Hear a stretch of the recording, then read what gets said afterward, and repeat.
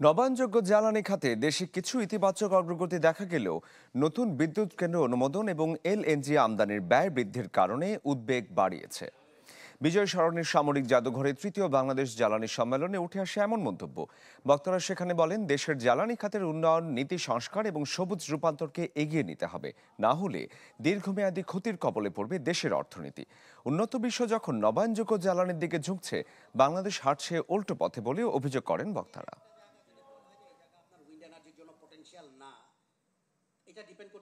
আমাদের যে জেনারেশনে অ্যাপ্রক্সিমেট 4% আছে হলো রিনিউয়েবল এনার্জি সেক্টর।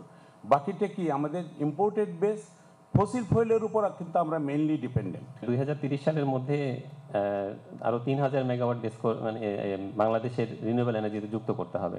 সেটা ডিসকো একটা পার্ট এবং এটাকে আমরা আন্তরিকভাবে নিয়েছি। আমাদের এফএসআরইও যেটাকে বলি, ফ্লোটিং স্টোরেজ রিগ্যাসিফিকেশন ইউনিট, সে তার ক্যাপাসিটি ম্যাক্সিমাম হচ্ছে 1100। এর বেশি আমি একটা জাহাজও ঢুকতে পারবো না।